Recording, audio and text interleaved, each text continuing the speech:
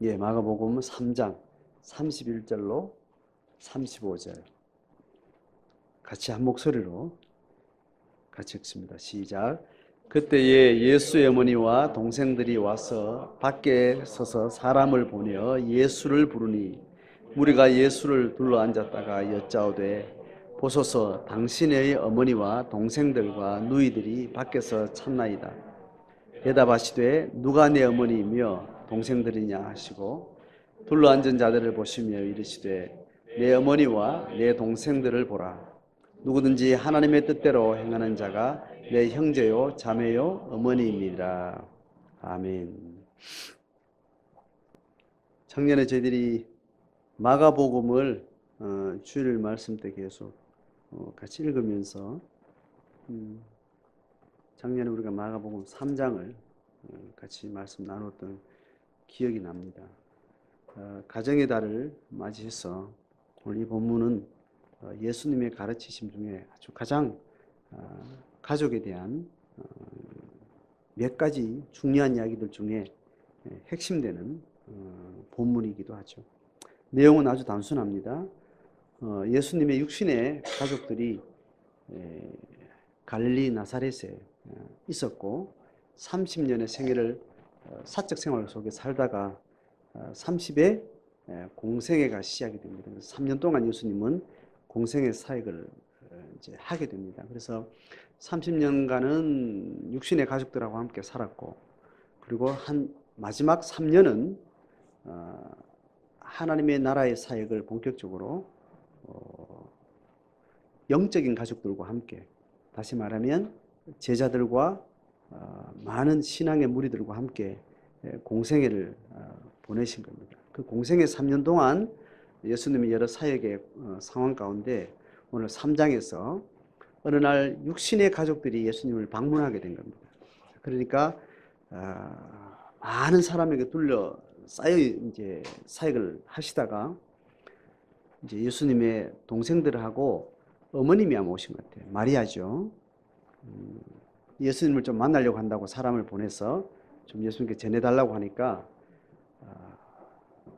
예수님께 전해주는 말이 예수님께 어떤 사람이 이제 전달하는 거죠. 보소서 당신의 어머니와 동생들과 누이들이 밖에 와서 찾습니다. 이렇게 이야기하니까 예수님이 이제 말씀을 가르치시다가 육신의 가족들이 왔다는 이야기를 듣고 대뜸 하시는 말씀이 33절에 누가 내 어머니며 누가 내 동생들이냐, 다시 말하면 누가 내 가족들이냐, 이렇게 질문하면서 이제 34절에 둘러 앉아 있는 사람들, 지금 육신의 가족이 아닌 신앙의 열심을 가지고 말씀의 가르침을 받기 위해서 앉아 있는 그 공동체의 사람들을 둘러보시면서 여기 내 어머니와 내 동생들을 봐라, 이렇게 이제 말하는 거죠.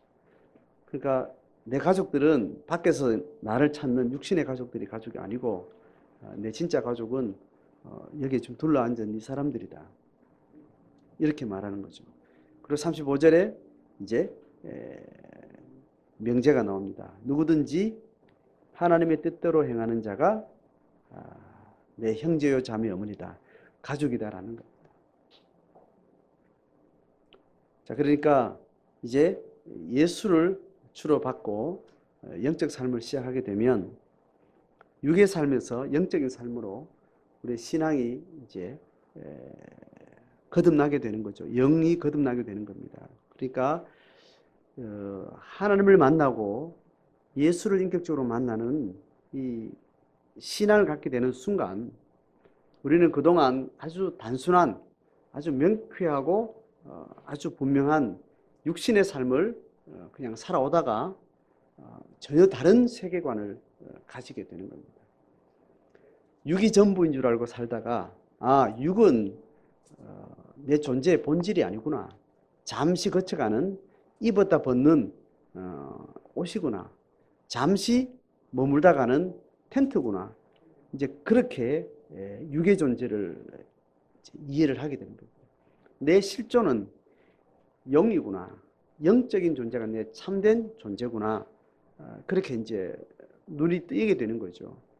자, 그렇게 해서 육신의 삶을 그대로 살고 있으면서 영적인 출발을 하게 되는 겁니다. 그래가지고 영적 탄생이다. 이렇게 해서 육신의 탄생과 같은 탄생으로 두 번째 태어났다라는 말로 신앙생활을 그렇게 표현을 하는 겁니다. 그러니까 하나님을 만나고 기독교 신앙을 가지게 되는 순간 우리는 영적인 죽음에서 영적인 탄생을 하게 됩니다. 그래서 두 번째 태어났다. 그렇게 해서 한자어로 중생이라고 해요. 그렇게 시작이 되는 것이 신앙생활입니다. 그렇게 됐을 때 이제 육신의 생애가 전부인 줄 알고 살아왔던 삶의 방식과 삶의 태도와 삶의 가치가 완전히 뒤집어지는 일들이 이제 생기는 거죠. 그렇게 할 때 어떻게 영적 생활을 하게 될까 할 때 육신의 생활은 어떤 식으로 살아야 되고 영적 생활은 어떤 방식으로 살아야 되는지 성경은 계속해서 얘기를 하고 있는 중에 오늘 예수님의 가르침은 가족 관계에서 새로운 변화들이 일어나는데 그 기준을 설명을 해주는 겁니다. 하나님의 뜻대로 행하는 자, 하나님의 뜻을 따라서 행하는 자, 영적인 삶을 산다는 것은 하나님의 계획과 하나님의 경륜과 하나님의 뜻을 따라 사는 거예요. 그 삶을 내가 받아들이는 거죠. 그 삶은 반대로 말하면 육신대로 사는 게 아니라는 겁니다. 육의 세상이 전부가 아니라는 거죠. 육의 세상은 잠시 지나가는 중에 육의 삶을 사는 동안 나의 영적 삶이 표현되어지고 발현되어지고 그렇게 드러나게 되는 겁니다. 자, 그렇게 해서 예수님의 이 가르침은 또 다른 면에서 가족과 관계된 이야기를 몇 가지를 이야기를 해요. 그래서 오늘 본문을 찾아봐야 되는데 누가복음을 12장을 한번 찾아봅니다. 누가복음 12장 51절로 53절을 같이 읽읍시다. 시작. 내가 세상에 화평을 주러 온 줄로 아느냐? 내가 너희에게 이르노니 아니라 도리어 분쟁하게 하려 함이로라. 이후부터 한 집에 5사람이 있어 분쟁하되 셋이 둘과 둘이 셋과 하리니 아버지가 아들과 아들이 아버지와 어머니가 딸과 딸이 어머니와 시어머니가 며느리와 며느리가 시어머니와 분쟁하리라 하시니라. 예수님이 하시는 말씀 중에 예수님이 오신 자체는 하늘에는 영광, 하늘의 영광이 땅에 비춰지면 이 땅에는 진정한 평화가 임한다는 이 명제를 가지고 예수님의 탄생을 그렇게 선언을 했어요. 그러니까 예수님 오심은 궁극적으로 참된 평화와 안식이 이 세상에 임하게 되는 겁니다. 자, 그렇게 오신 예수 그리스도께서 복음을 전하시고 그 복음을 받은 제자들에게 어떤 일이 일어나는가 이제 그 이야기를 하는 중에 오늘 지금 이야기를 하는 겁니다. 내가 세상에 화평을 주려고 온 줄로 아느냐? 아니라 도리어 분쟁하게 하려 함이로라. 여기서의 화평은 하나님의 영광이 임하면 우리에게 임하는 그 화평, 평안, 평화가 아니라 육신의 화평을 이야기합니다. 육신의 화평을 이야기하는 겁니다. 이 땅에 이 육신이 보장하는, 육신이 만들어내는, 세속이 만들어내는 그 화평을 내가 너희들에게 주려고 온 것이 아니라는 거예요. 도리어 육신의 화평으로 말하자면 차라리 하나님의 영광은 너희들에게 분쟁이 될 것이다 라는 이야기를 하는 거예요. 그러니까 예수 신앙을 받게 되면 영의 삶을 살기로 내가 결정을 하고 살면 영의 삶을 살지 않은 사람하고 한 길을 가다가 나는 다른 길을 가겠다고 선택하는 거잖아요. 그러니까 거기에 갈등과 불화가 일어난다는 거예요. 그것이 자연스러운 현상이라는 거예요. 예수를 통해서 신앙의 길을 걷기 시작하면 그동안 함께 불신앙을 가던 사람들하고 어려움이 생긴다는 거예요. 그건 당연한 이치겠죠, 그죠? 그것을 신앙인의 관점에서 그걸 고난이라고 해요.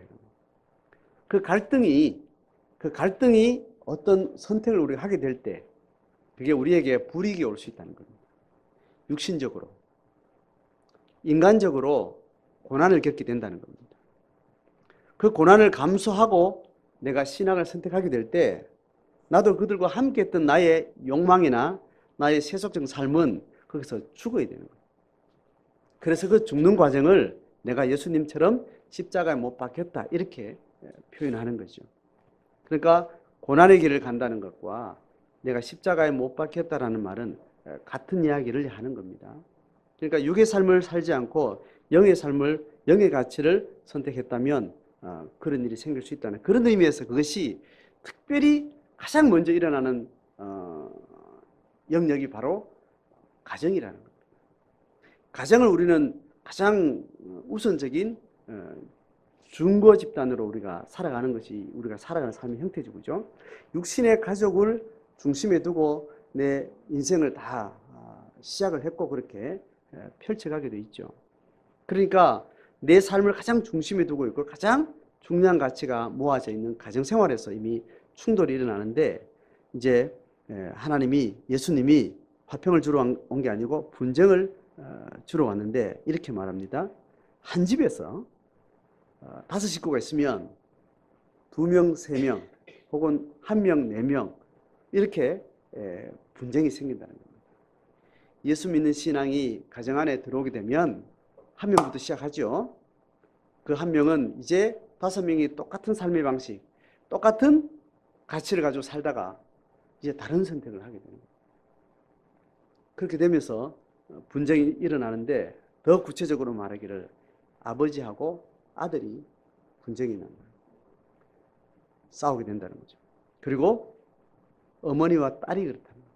그리고 시어머니와 며느리가 신앙을 가졌다는 이유로 이런 갈등이 생기게 되는 것이 이게 정상적인 하나님 나라를 살아가는 사람들의 삶의 모습이다. 이제 그렇게 이야기하는 거예요. 자, 그래서 참된 신앙은 예수께 이제 붙어지는 거군요. 예수 그리스도께 우리의 영이 접붙여짐이 되고 이제 예수께 연합된 삶을 사는 겁니다.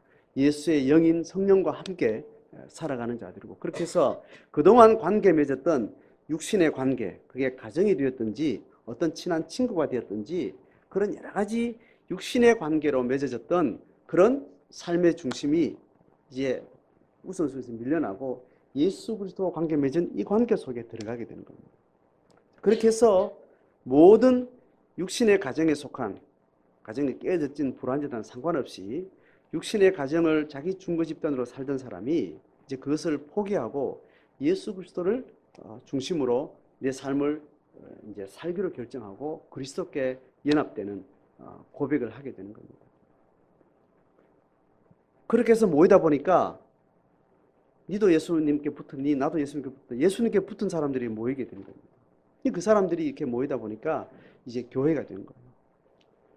그러니까 예수를 믿고 나서 새롭게 형성되는 공동체는, 관계 맺은 공동체는 예수를 주로 고백하고 예수의 접붙임을 받아 예수의 사람으로 하나님 나라의 삶을 살기를 작정한 그 생면부지의 사람들이 이제 예수 때문에 한 가족이 되는 거예요. 그래서 교회라는 것이 이제 내 생에 가장 중요한 1차 중거 집단이 되는 겁니다. 거기서부터 이제 영적 생활이 시작되면 가정이라는 것은 가정이 새로 거듭나기 전까지는 끊임없이 예수에 붙은 사람과 아직 예수에게 나아가지 못한 사람하고 계속되는 갈등이 생기는 거죠. 그렇게 할 때 예수를 주로 고백한 사람은 예수를 거절한 사람은 이제 품게 돼 있습니다. 내적으로는, 심정적으로는, 인격적으로는 품게 되는데 외적으로는 그들로부터 배척을 당하게 돼요. 이해가 되죠? 내적으로는 예수를 고백한 사람이 그렇지 않은 가족들을 품게 돼요. 품게 되는데 공격은 겉으로는 예수를 믿지 않는 가족이 예수 믿는 사람을 공격을 하는 형태가 됩니다. 자, 그것이 오늘 예수님이 가르치는 중에 화평을 주러 온 것이 아니고 분쟁을 주러 왔다. 그 분쟁을 통해서 그렇게 하나님 나라가 이어지는데, 두 장을 더 넘기면 누가복음 14장 그죠? 14장 26절에 분쟁이 생기고 나면 그 다음에는 어떻게 선택을 해야 되는가 하면, 분쟁이 생겼을 때 예수 믿는 사람에게 이야기하는 겁니다. 예수 믿는 사람에게 26절을 같이 읽어봅니다. 14장 26절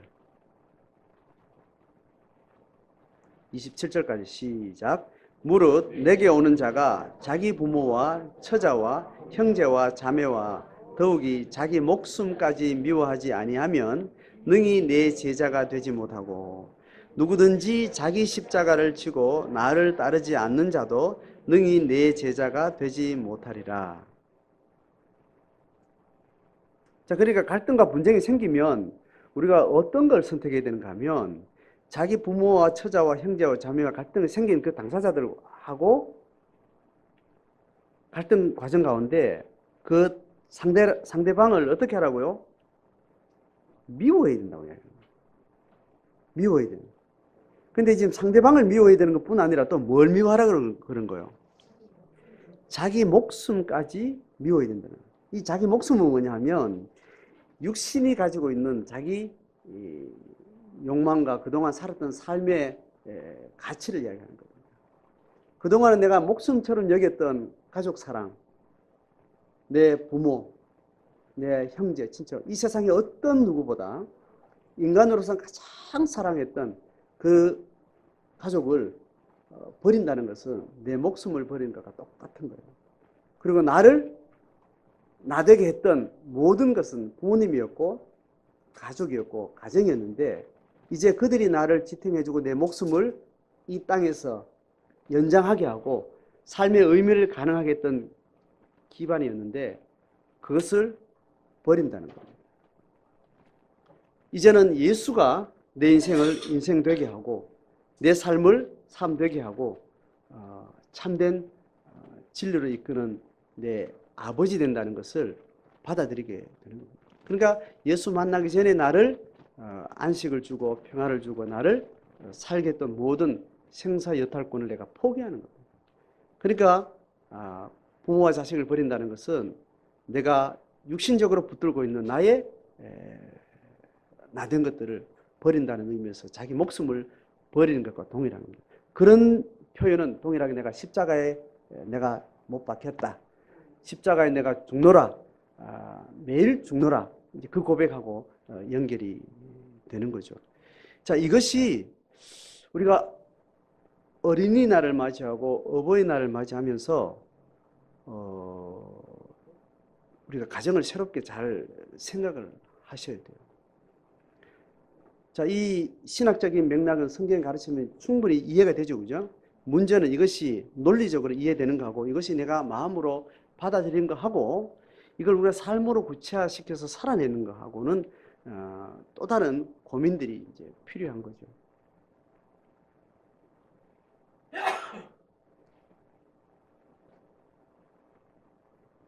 자, 지금부터 내가 예수를 중심으로 우리가 한 가족 됐습니다. 이 고백은 이제 다 여기서 이제 개인적으로 예스 할 수 있을 것 같아요. 근데 문제는 이 원칙을 중심에 두고 예수와 우리가 맺은 이 관계를 중심에 두고 이것과 반대하는 것들은 다 우리가 버려야 된다라는 이 영적 싸움은 더 치밀하고 더 집요하게 나가지 않으면 우리는 계속 이중적인 삶을 살게 돼 있어요. 고린도 후서에 예수가 바울이 어떻게 말하는가 하면, 견고한 진도 무너뜨리는 하나님의 능력이 모든 이론을 무너뜨리고 하나님을 아는 것을 대적하여 높아진 것을 다 무너뜨리고 모든 생각을 그리스도께 복종하는 것이 하나님 나라라, 교회다, 제자의 길이다, 이렇게 이야기를 했는데, 모든 그리스도의 사람이 우리가 진짜 가족이고 육신의 가족은 방편적이고 기회적이다, 2차적인 것이다, 이렇게 우리가 논리를 이해를 하고 삶을 살아갈 때는 우리 좀 더 깊은 고민들이 이제 필요한 거죠. 그래서 이것을 동시에 육신의 가족도 하나님 안에서 내가 한 가족이지만 교회가 한 가족이 이렇게 할 때 실제로는 이제 똑같은 무게를 준 거잖아요. 그죠? 육신의 가족도 하나님의 가족과 함께 된 가족들만 한 가족이 되는 거고, 하나님 앞에 신앙 고백하지 않는 가족들은 참 가족이 아니다. 이제 이거는 이제 이해가 되는데, 실제로 삶을 사는 것은 우리는 가정을 중심으로 살기 때문에 대부분 가정의 순리와 원리대로 대충 삶은 지배를 받게 돼 있습니다. 그리고 우리가 뭐가 필요한가 하면 육신의 가족을 자꾸 의도적으로 해체시키는 것이 필요하다는 거예요. 육신의 가족을 자꾸 해체시키는 것이 필요하다는 거예요. 내 삶의 기쁨은 부부가 서로 사랑을 주고받고 서로 삶을 세워가고 하는 것들이, 그것이 예수 안에서 주는 만족과 그리스도가 우리의 삶을 지탱하는 것과 대치될 수 있어요. 이걸 고민 안 해 보셨나요? 그러니까 부부간의 사이가 안 좋은 것이 예수 신앙에 많이 도움이 될 수 있다는 이야기예요. 반대로 말하면 부부간의 사이가 막 좋은 게 신앙생활에 별로 도움이 안 될 수 있다는 거예요. 그래서 가족이 부부 사이가 좋은 것이 또 나쁜 것이 신앙생활에 본질적으로 중요하지 않다라는 것을 우리는 생각해 볼 수 있습니다. 그래서 부부 사이가 좋을 때 예수님을 찾기 좋겠어요? 부부 사이가 안 좋을 때 예수님 찾기 좋겠어요? 통계적으로 어떠냐고, 살아오면서. 자식 속 썩일 때 예수님을 많이 붙들었어요? 자식이 내 말 잘 들을 때 예수님 붙드셨어요? 자식이 속 썩일 때 예수님 더 붙들고 하나님을 더 많이 알게 되고 더 영적으로 부유한 삶을 산 게 맞아요. 그러니까 우리 가족 평안하게 해주십시오 이렇게 막연히 말하는 것이 굉장히 음란한 기도일 수 있습니다. 그 평안은 대부분 우리는 돈 걱정 없는 거, 서로 다투지 않는 거, 서로 화합하는 거, 거기에 두고 있어요. 예수 없이도 가정 안에서 충분히 화평이 이루어지고 서로 사랑하고 참 만족할 수 있다고 우리는 몸으로 다 경험을 하고 있습니다. 자, 이런 의미에서 가족의 결집과 가족의 평안은 우리는 계속 돌아봐야 됩니다. 그래서 교회에서 부부 사이가 너무 좋은 것이, 교회 공동체 모임에서 부부 사이가 너무 좋은 것이 덕이 많을까요? 실이 많을까요? 내 지금 설교의 맥락을 따라갔어요. 대답을 하시는. 실이 많습니다. 그래서 셀 모임에서 부부싸움 하던 걸 셀 모임에서 아주 막 개버프 물고 막 싸우고 무릎 뜯고 막 서로 상대방 집안 어른들 욕하고 이러면 듣는 사람이 기분 좋을까요? 기분 나쁠까요? 많은 은혜를 받습니다. 참 위로를 받고 격려와 위로와 은혜를 받고 돌아갑니다. 그렇게 합니다. 자식 이야기는 어떨까요? 자식이 잘된 일을 셀에서 나누면 그 모임에 기름 부음이 임할까요? 자식이 속 서이고 죽겠고 자식을 안고 가야 될지 내다 버려야 될지 이놈을 왜 낳았는지 이런 이야기를 할 때 성령이 임할까요? 어디가 성령이 임할까요? 예? 자식 때문에 속 썩는 이야기를 할 때 그게 기름 부음이 있습니다. 하나님의 큰 위로가 있는 거예요. 그래서 가정의 평안이나 가정이 어떤 방식으로 가야 될까라는 것들을 우리가 의도적으로 계속 파괴적으로 뒤집어서 고민하지 않으면 예수 신앙과 전혀 상관없는 가정의 신앙생활이 될 수 있어요. 그렇게 할 때 육신적으로 가정의 의가 깨지고 영적으로 화합할 때 그때 진정한 가정의 평안과 참 사랑이 가능합니다.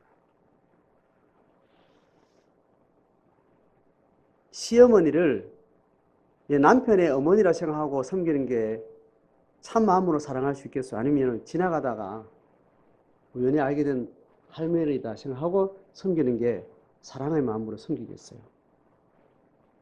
예?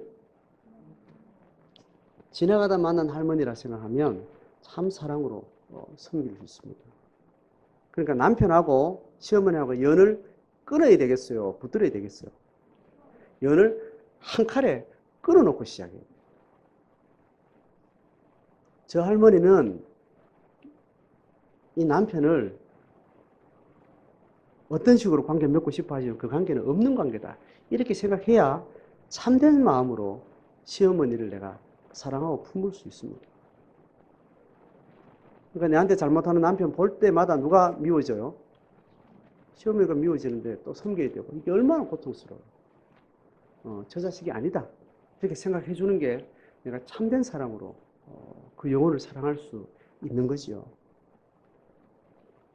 자, 극단적인 이야기를 여러 개 이야기하는데 깊이 생각을 하셔야 됩니다. 이거 주님이 우리에게 계속 요구하는 질문이에요.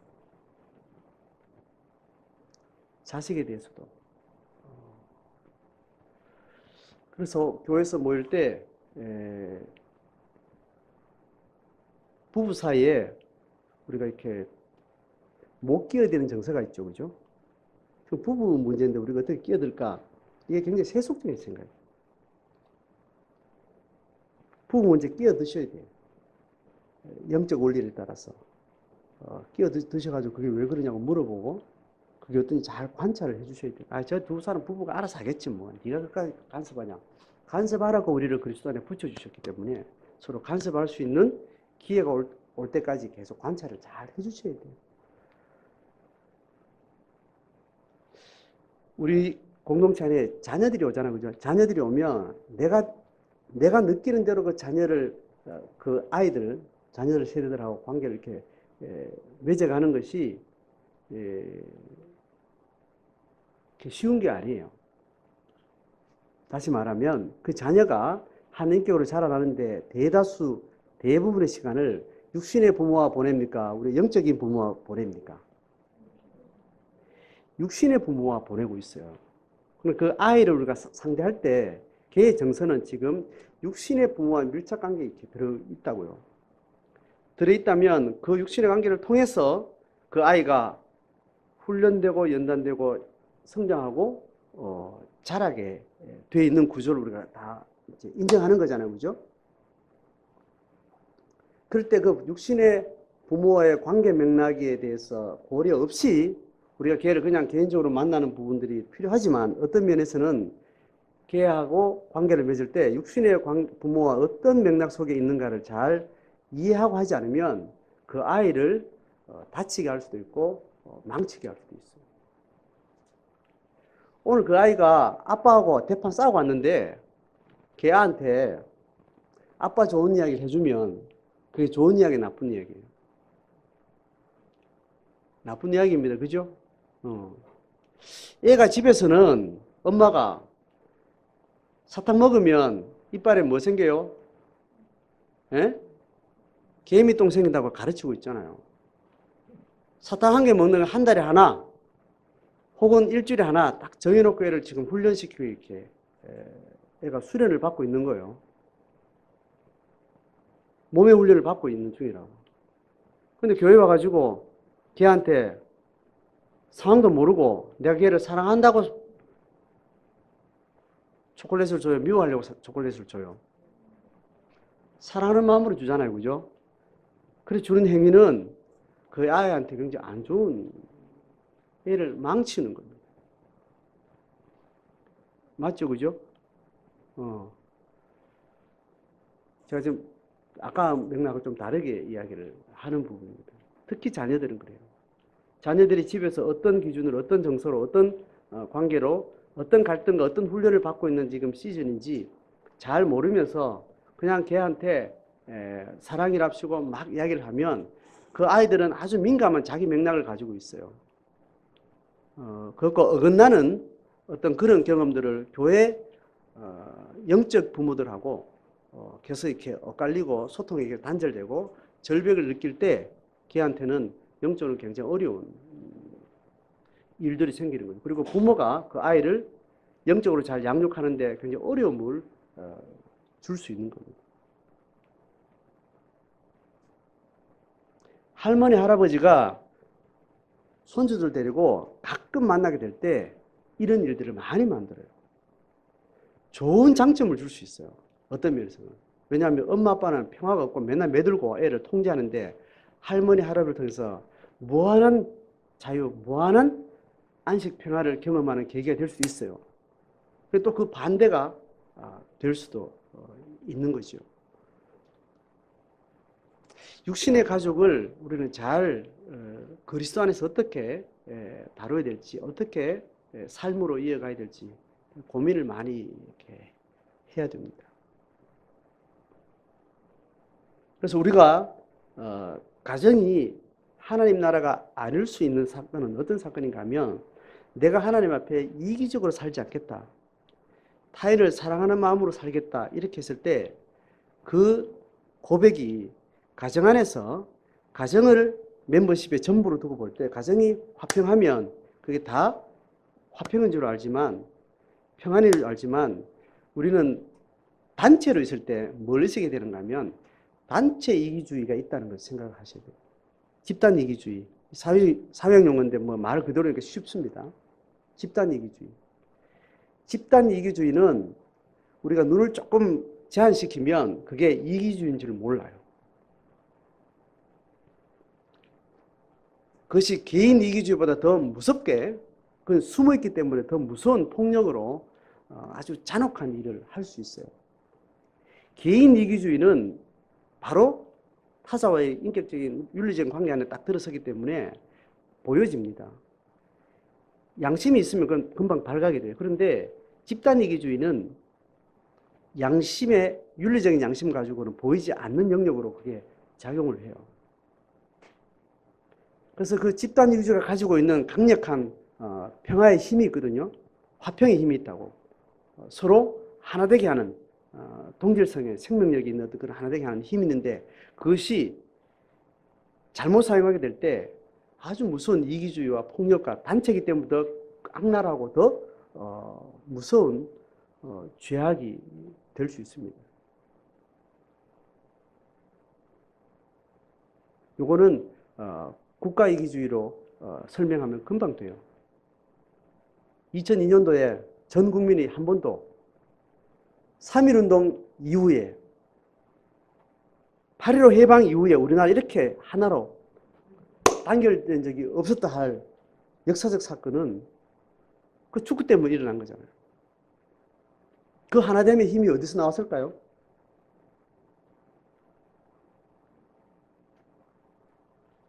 다른 나라 팀을 죽으라고 미워하는 그 미움의 강력함이 우리를 서로 하나 되게 하는 그 힘으로 반작용으로 위장되어서 나타난 겁니다.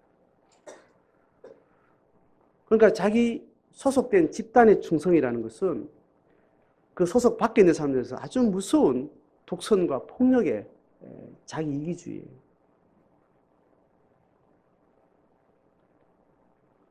가족도 집단 이기주의로 똘똘 뭉쳐있는 아주 전형적인 형태입니다.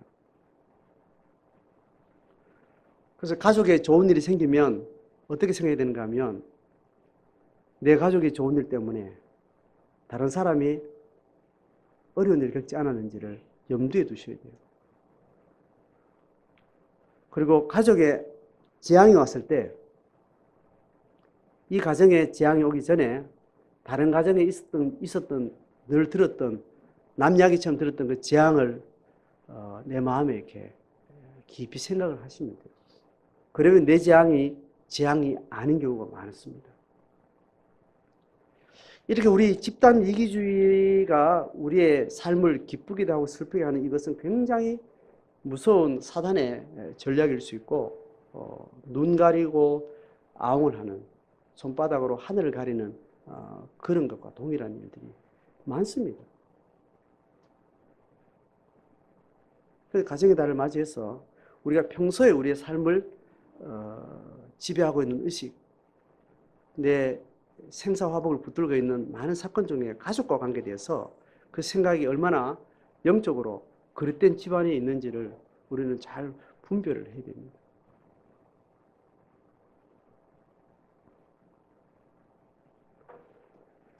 그래서 가족은 근원적으로 교회 공동체, 예수 그리스도께 접붙여 있는 그 모든 인격들의 하나님 나라의 한 가족 때문에 그 질서에 하부 구조에 있습니다. 하부 구조. 거기에 지배를 받게 됩니다. 그렇게 할 때 생물학적으로 한 가족에 예수를 믿는 사람과 믿지 않는 사람과 경계선을 아주 건강하게 지속적으로 평생을 통해서 잘 가져갈 수 있어요. 내 신앙의 기쁨과 안식을 내가 갈취당하지 않고 육신의 가족 안에서 내가 하나님 주신 평안을 잘 흘려보낼 수 있다고. 그래서 육신의 관계 속에 있는 갈등들을 아주 지혜롭게 잘 하고 내가 그것을 포기할 때 내가 하나님으로부터 오는 가족 관계에서 오는 평안과 안식과 그 능력을 잘 흘려보낼 수 있다고. 그렇게 할 때 육신의 가족들, 예수 안 믿어도 그 육신의 가족들과 참된 사랑의 관계를 평생을 통해서 내가 건강하게 일관되게 열매 맺어 갈 수 있는 겁니다. 그렇지 않고 생물학적 관계 안에 있는 모든 행불행을 기준으로 삶을 살게 되면 하나님이 근원적으로 주시는 그 평안과 행복과 안식과 기쁨과 즐거움을 우리는 빼앗겨버립니다. 빼앗겨버리니까 늘 기회주의적으로 우리의 삶은 천국 갔다 지옥 갔다 오르락 내리락 하는 불신앙에 가까운 삶을 살다가 주님 앞에 갔을 때 책망받고 영혼은 구원 얻겠지요. 교회는 이 질서를 가정에 잘 섬겨주는 그 공동체입니다. 육신의 관계들하고 관계 있는 가족 관계 안에서 모든 육신적 그 가족의 결정적 관계들을 우리는 하나하나 끊어놓으셔야 돼요. 어쩌다가 같이 사는 청년인가 보다. 아들을 그렇게 보셔야 돼요. 20살 되기 전까지는 저게 내 새끼다, 내 책임이다, 전적으로 하고 있다가 20살 되는 순간 내는 이제 하나님의 손으로 완전 귀속됐다. 살다 보니까 가까이 살게 돼서 한 청년이 우리 집에 사는가 보다. 걔 인생이 잘 되기를 바라지만 육신적으로 잘 되는 일은 걔한테 별로 도움이 안 되는 점 늘 기억하면서 혹시 그가 예수를 안 믿고 신앙이 없으면 잘 되는 일을 참 위기로 생각하셔야 돼요. 그리고 잘못된 일이 있으면 박수를 치면서 하나님의 때가 왔나 보다 하고 감사할 수 있어야 돼요. 그렇게 20대 이후의 자녀들에 대해서 한 영혼을 두고 하나님 앞에 걸어가는 인생으로 보지 않으면 우리는 끊임없이 생물학적 관계 안에서 사단이 우리를 묶어놓는 그 어둠의 권세에 붙들려서 살게 되는 거예요. 그래서 영적 생활에 이로우면 같이 살고 그렇지 않으면 또 따로 살아도 되고 평생 안 봐도 상관없고 그렇게 영생명과 관계 맺은 가족과는 평생을 내가 떠날 수 없지만 육생명과 관계 맺은 그 관계는 부부라 하더라도 은사에 맞게 자기 길 걸어가는 것에 대해서 자유로울 수 있는 거예요. 그래서 사별한 배우자 때문에 10년 동안 스트레스 받고 우울증 들고 함께 병들고 이거는 약간 완전 문제가 있다고 제가 말하기는 조금 약간 제가 미안해서 약간 문제가 있을 수 있는 겁니다. 인간 지정을 벗어내는 과정들이 또 하나님 훈련의 과정이긴 하겠지만 처음부터 육신의 관계를 무덤덤한 하나님의 동역자로 동일한 하나님의 제자로서 그렇게 각자의 길을 하나님께 신실히 걸어갈 때 그 부부가 건실하고 아름답게 신앙의 열매를 맺어갈 수 있는 겁니다. 자, 오늘 제가 할 수 있는 대체로 원리적인 이야기를 다시 한번 여러분께 나눴습니다. 좀 더 구체적인 실제적인 상황들을 우리가 셀 공동체를 통해서 매번 삶을 통해서 가족관계 일들과 사건들을 늘 영적으로 새롭게 재해석하고 새로운 성령의 인도를 받는 그런 과정들이 축적될 때 우리의 삶에 쭉 흐르는 과정을 통해서 그렇게 가정이 신앙 안에서 자유롭고 참된 풍성한 가정이 될 수 있습니다. 그래서 이 땅의 불행이 전혀 우리 가족의 불행으로 작용하지 않는 거예요. 아주 평범하고 그냥 소시민적인 삶을 사는 그냥 식구들이라도 하나님 나라 안에서 풍성하고 부유하고 아름다운 행복이 우리 가정을 지배할 수 있는 겁니다.